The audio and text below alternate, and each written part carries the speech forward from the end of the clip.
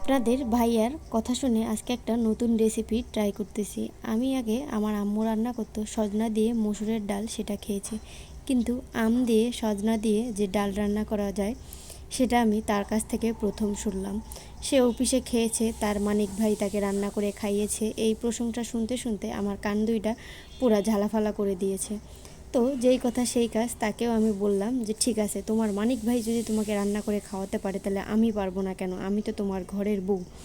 তার সাথে জেদাজেদি করে এক প্রকার সকালবেলা উঠেই কাঁচা আম দিয়ে সাজনার ডাল রান্না করব। তো এইখানে সাজনাগুলো খুব ভালোভাবে কেটে নিচ্ছিলাম, আর আমটাও ভালোভাবে ছুলে নিচ্ছিলাম। আর দুই মা ছেলে বসে বসে আম খাচ্ছিলাম, আর আমি ভাবতেছিলাম কিভাবে রান্না করবো। আর আমার ছেলে তো পুরো আমের বাটি টেনে টেনে নিয়ে যাচ্ছে যে আম খাবে।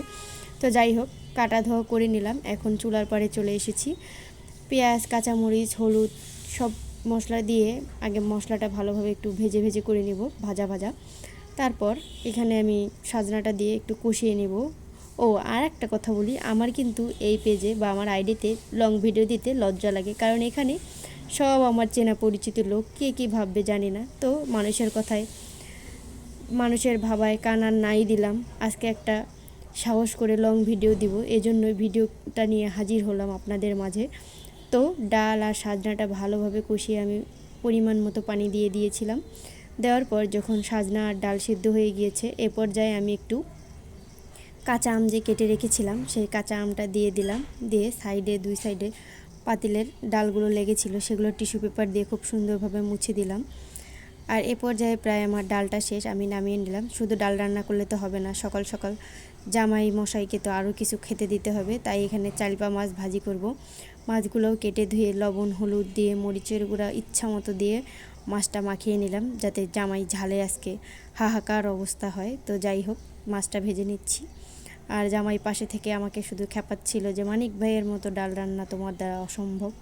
তো যাই হোক, আমি তো রেগে মেগে একাকার অবস্থা। ভাবছিলাম যে ডাল টাল সব ছুঁড়ে মারবো, কিন্তু মারা আর হয়নি। পরে তার অফিসের সময় হয়ে গিয়েছে, তাকে খেতে দিলাম। কিন্তু খাওয়ার পর সে এত প্রশংসা করেছে যে মানিক ভাইও ফেল। তো জামাইকে বললাম যে আমার সাথে লাগতে এসো না, আমি যেটা করতে চাই মানে করতে চাই, আর আমি এটা করতে পারবই। এজন্যই আমি তোমাকে বলেছি যে আমি এমন ডাল রান্না করব যাতে তোমার মানিক ভাইও ফেল হয়ে যায়। তো যাই হোক, ডাল রান্না শেষ, মাছ ভাজিও শেষ। সে খেয়ে দিয়ে অফিসে যাওয়ার পর আমিও খেয়ে দেখছি, অনেক মজা হয়েছিল। তো অনেক কথাই বললাম। তো এই পর্যায়ে মাছটা ভাজাভাজি শেষ করে মশলাটা কষিয়ে নিলাম। নিয়ে এখন আমি সব মাছ ভাজাগুলো এই মশলার মধ্যে দিয়ে দিব, যাতে তারা একটু সাঁতার কাটে। সাঁতার কাটতে কাটতে তাদের মানে সাঁতার কাটা শেষ হয়ে গিয়েছে, আর আমার রান্নাটাও শেষ হয়েছে।